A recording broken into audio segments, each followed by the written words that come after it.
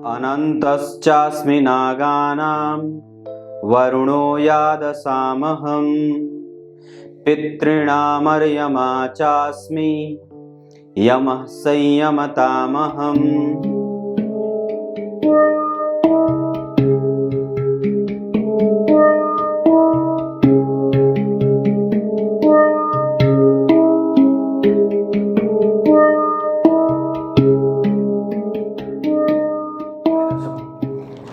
नमस्कार, एक बार फिर से उपस्थित हूं आप सबके सामने मंगलवार के कार्यक्रम में व्यय से संबंधित अनोखी और तथ्यात्मक चीजें आपके सामने लेकर के उपस्थित हूं। कहीं नहीं जाना है, बिल्कुल बन के रहिएगा। आज मेरे यहाँ बिजली नहीं है। बिहार में बिजली की कटौती जो है वो गर्मी में बहुत ज़्यादा होती है। आती है कम थोड़ी देर के लिए, पर इंतजार भी नहीं कर सकते। ये व्यय योग मैंने लिखा है, यहाँ इसको समझने की आवश्यकता है। ये 12वां भाव आपके जीवन के मतलब मूलतया जो है वो व्यय को दिखाता है। मूल व्यय मतलब कोई भी चीज जो नुकसान में है वो यहां से देखना है। और वैसे किसी भी भाव का 12वां उसका व्यय होता है। किसी भी भाव से पीछे, जैसे इस भाव का पीछे इसका व्यय होगा, इस भाव से पीछे इसका व्यय होगा, लेकिन इस भाव का पिछला हिस्सा इसका व्यय नहीं होगा। मतलब दशम भाव के अधिपति अगर नवम में बैठेंगे तो ये नहीं कहा जाएगा कि ये इसका व्यय कर रहे हैं, या पंचम भाव के अधिपति जब चतुर्थ में बैठेंगे तो ये व्यय नहीं कहा जाएगा कि ये इसका व्यय कर रहा है, क्योंकि पीछे हो जाने पे वो ग्रह व्यय जरूर करता है। पर ये योग जो है वो आपको केंद्र और त्रिकोण में लागू नहीं होता है। मतलब अगर केंद्र के अधिपति त्रिकोण में बैठेंगे तो ये व्यय योग नहीं बनेगा।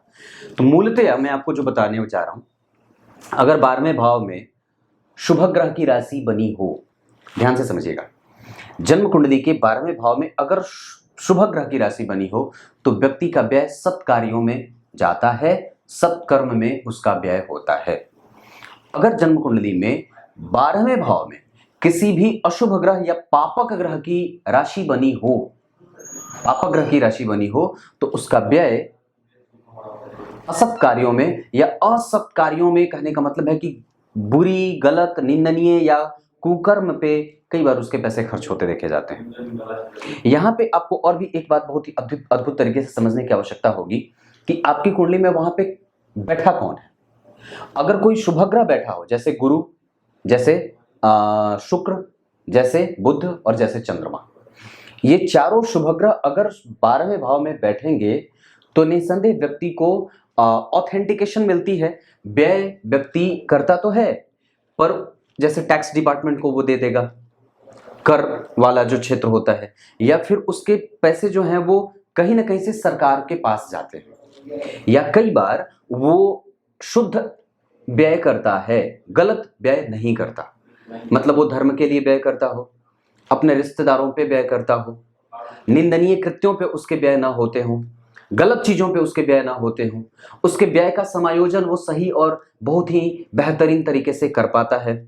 और अपने व्यय को कभी भी वो जब भी व्यय करने चलता है, कुछ भी खरीदने या कोई भी करता है, तो वो उस पर दिमाग लगाता है। मतलब उसके सोचने और समझने की क्षमता कम से कम उस पर हावी नहीं होने देती, बुराई के तौर पे या बुरे तरीके से।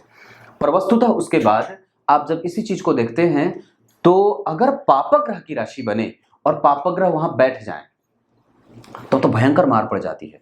और इस दौरान व्यक्ति जो है वो बहुत ही कई तरीके से अपने आप को ऋण में भी दबा हुआ महसूस करता है। अब वहां पे उसके पास साहस जरूर हो जाए, पर बलशाली होने की स्थिति थोड़ी कमजोर हो जाती है। आ गई बिजली हमारे यहाँ, ये स्थिति बनती। तो मैं क्या बोल रहा था कि यहाँ 12वें भाव में सिर्फ आपको ये चेक करना है कि शुभ ग्रह बैठे या पाप ग्रह बैठे, या शुभ ग्रह की राशि बनी या पाप ग्रह की राशि बनी, या शुभ ग्रह वहां पे देख रहे हैं। अब जैसे एक बात और भी है कि आपके इस 12वें भाव पे देखा किसने है। अगर गुरु की दृष्टि यहां से पड़ जाए, शुक्र की दृष्टि यहां से पड़ जाए, बुध की दृष्टि यहां से पड़ जाए, चंद्रमा की दृष्टि यहां से पड़ जाए, गुरु की दृष्टि पड़ जाए, तो शुभ ग्रह की दृष्टि मात्र पड़ जाने से और वो भाव अगर खाली हो, कोई भी पापग्रह वहां बैठा हो, मान लीजिए या तो खाली हो या तो कोई पापग्रह बैठा हो, या तो फिर पापग्रह की राशि बनी हो और कोई एक शुभ ग्रह उसको देख रहा, तो भी व्यक्ति का व्यय शुद्ध जगह पे खर्च होता है। मतलब वो व्यय सही और अनियमित नहीं होता, नियमित होता है। बेहतरी की तरफ ही उसके धन के खर्च देखे जाते हैं। लेकिन अगर उस पर कोई पापग्रह का प्रभाव पड़ जाता है तो निस्संदेह उसके व्यय उसके मोक्ष के मार्ग को अवरोध कर देते हैं, अवरोधित कर देते हैं। मतलब अब वो व्यय जो होगा वो गलत और निंदनीय होगा। जैसे सूर्य, राहु, केतु, शनि, मंगल अगर जन्म कुंडली के 12वें भाव में बैठेंगे तो व्यक्ति का व्यय दूसरों के द्वारा कई बार हड़प लिया जाता है, नुकसान में होता है। अगर वहीं शनि और राहु बैठे हैं 12वें भाव में तो छोटे भाई बहनों के द्वारा या फिर आपके ही अपने लोग आपके धन के हरण करता हो जाते हैं। सूर्य अगर बैठ जाएंगे तो व्यक्ति को कई तरीके से सरकार से नुकसान होता है, सरकार आपकी संपत्ति जब्त कर लेती है। चंद्रमा अगर बैठ जाते हैं तो मातृपक्ष या फिर कई बार आप इमोशनली अपने धन का खर्च कर देते हैं। मंगल अगर बैठ जाता है तो व्यक्ति को भाइयों से नुकसान होता है, भाई आपका धन हड़प लेता है या रिश्तेदार हड़प लेते हैं। शनि अगर बैठ जाएंगे तो भी यही बात होती है। गुरु अगर बैठेंगे तो व्यक्ति जो है वो टैक्स दे करके जो है वो कर अधिकारी को दे करके जो है वो उसकी स्थिति व्यय के रूप में देखी जाती है, ये स्थिति बनती है। वहां पे एक बात और भी है जो समझने की है कि अगर वहां पे कोई शुभग्रह की राशि बनी और कोई शुभग्रह बैठ गया, इसका मतलब है कि अब उसके व्यय में सुसुरसा का भाव जुड़ेगा। मतलब अब वो व्यय उसका दूसरों की सेवा पे ज्यादा जाने वाला हो, उसका व्यय अब कभी भी गलत और निंदनीय कृत्यों पे नहीं जाएगा, सही जगह पे उसका समुचित प्रयोग वो करता है। क्योंकि 12वां भाव जो है वो कहीं ना कहीं आपकी कुंडली में मानसिक स्टेबिलिटी का होता है और मुक्त होने का होता है। यहाँ से आप ऋण से मुक्त होते हैं, यहाँ से आप अपने समस्त जिम्मेदारियों का जो है वो निर्वहन कर चुके होते हैं, कोई जिम्मेदारी नहीं होती, सब खत्म हो चुका होता है और वो अंतिम भाव है, तो यात्रा पूरी हो चुकी होती है। इसका मतलब है कि आपके जीवन का व्यय कहाँ हुआ और आपके जीवन में आपने धन का व्यय कहाँ किया था, आपने अपने जीवन को किस तरीके से जिया है, आपने अपने जीवन को किस तरीके से देखा है, आपने अपने जीवन को संपूर्णतया किस तरीके से परिभाषित किया है लोगों की दृष्टिकोण से या फिर लोगों की दृष्टि में, आपने संपूर्ण कहाँ पे खोया है और संपूर्ण कितना पाया है।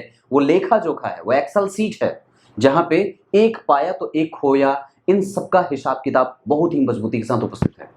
12वां भाव अगर कमजोर रहा तो निस्संदेह कुंडली में कई तरीके की कमजोरी देखने को मिल जाती है, जहां व्यक्ति मुक्त ही नहीं हो पाता, वो लगातार उसके ऊपर जिम्मेदारियों का बोझ पड़ता ही रहता है, वो कभी भी उसके ऊपर से जिम्मेदारी हटती ही नहीं है। बच्चों की जिम्मेदारी से निकले तो इसकी उसकी फलाना ढिमाका होता है। मतलब आप कब इस जीवन से मुक्त होंगे, कब आपकी परेशानी खत्म होगी। जैसे बेटे का कर्ज अदा करते करते करते करते व्यक्ति जो है वो बेटे के लिए जीवन भर करता रहता है। कभी कभी आपने देखा होगा, कई बार लोग शिकायत करते हैं कि मैं इनके कर्ज से मुक्त कब होऊंगा, कब मेरा बेटा मुझे कमा करके देने लगेगा, कब तक मेरी जिम्मेदारियां खत्म होंगी। इस सवाल का उत्तर आपको अपनी जन्म कुंडली के 12वें भाव से ही मिलती है।